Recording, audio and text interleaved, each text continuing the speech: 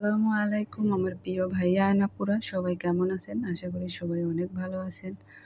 দেখুন আমার ঘর দুয়ারের কি অবস্থা, কাপড় চোপড়ে হাঙ্গা পড়ে গেছে। শীতের দিনে এমনিতেই কাপড় চোপড় বেশি বের হয়, তার উপরে আমি 2-3 দিন থেকে একদমই সময় পাইনি। মেয়ের পরীক্ষা হচ্ছে, মেয়ের সাথে দৌড়াদৌড়ি করতে হচ্ছে।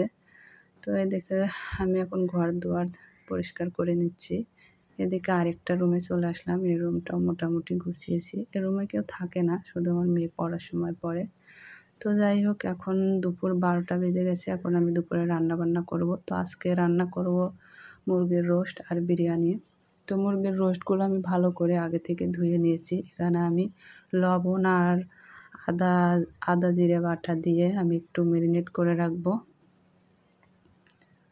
মাখিয়ে রাখবো আর কি। আর এদিকে দেখুন হচ্ছে লবঙ্গ, সাদা এলাচ, জিরা আর দারচিনি, এটা আমি পরে খালি কড়াইতে ভেজে নিব। আর এদিকে পেঁয়াজ দেখতে পাচ্ছেন, এই পেঁয়াজটা, এই যে বেশি পেঁয়াজগুলো কাটা, এটা হচ্ছে যে বেরেস্তা করব, আর এটা বিরিয়ানিতে দিব, আর এটা হচ্ছে যে রোস্টে দিব, মানে তেলে দিব আর কি।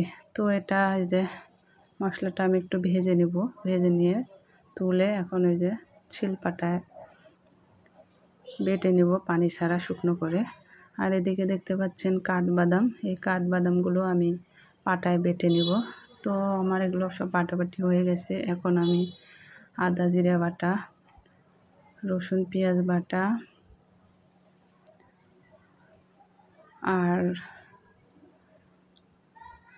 এদিকে হচ্ছে শুকনো মরিচের পেস্ট দিয়ে, আর এই যে কাঠবাদামটাও বাটা দিয়ে দিলাম, দিয়ে একসাথে ভালো করে পেস্ট করে নিব। আর এর ভিতরে আমি সেই যে গুঁড়ো করে রাখলাম মশলা, এটাও দিয়ে দিলাম, আর তার সাথে একটু রাঁধুনি রোস্ট মশলাও একটু দিয়ে দিলাম, দিয়ে ভালো করে পেস্ট বানিয়ে নিয়ে এটা রেখে দিলাম এক সাইডে। আর এখন আমি এই পেঁয়াজটা ভেজে নিব। তো কড়াইতে তেল গরম হয়ে গেছে, এখন আমি পেঁয়াজটা দিয়ে দিব। তো আমার দেখুন পেঁয়াজটা প্রায় ভাজা হয়ে গেছে। এখন আমি বেরেস্তাটা উঠিয়ে নেব। এই যে আমার বেরেস্তাটা। আর এই তেলেই আমি এখন রোস্টের পিসগুলো ভেজে নেব। তো একে একে যে পিসগুলো আমি দিয়ে দিলাম। এখন আমি আরেক পিঠ করে উল্টিয়ে দিব। তো বেশিক্ষণ ধরে ভাজবো না, বেশিক্ষণ ভাজলে এটা শক্ত হয়ে যায়, ভালো লাগে না। তো আমার এই যে রোস্টের পিসগুলো ভাজা হয়ে গেছে, এখন আমি উঠিয়ে নিলাম। নিয়ে এই তেলে আমি এখন রোস্ট রান্না করব। তো ওর ভিতর জিরা আর পেস্টটুকু দিয়ে দিলাম, দিয়ে যে তখনকার সেই পেস্ট করা সব রকম মশলা এখানে দিয়ে দিলাম, দিয়ে হালকা আছে ভালো করে কষিয়ে নেব। তো কষানো প্রায় শেষ। এখন এর ভিতরে সেই বাটি ধুয়ে পানি দিয়ে দেব, পানি দিয়ে আরও কিছুক্ষণ কষাবো। আর আমি লবণ দিইনি, তো লবণ দিয়ে দিলাম। আর এর ভিতরে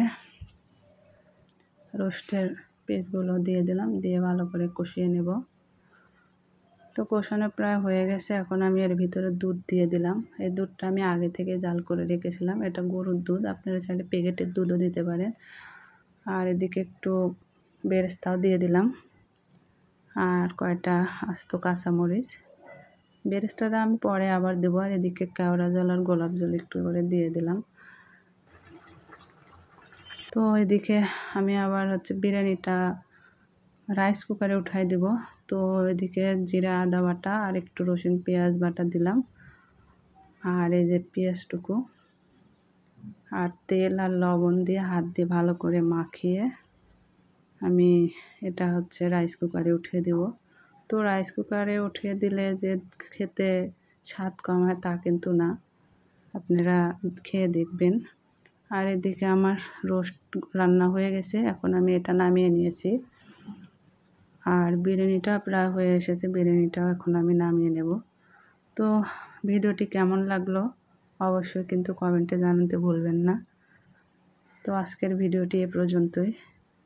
সবাই ভালো থাকবেন, সুস্থ থাকবেন।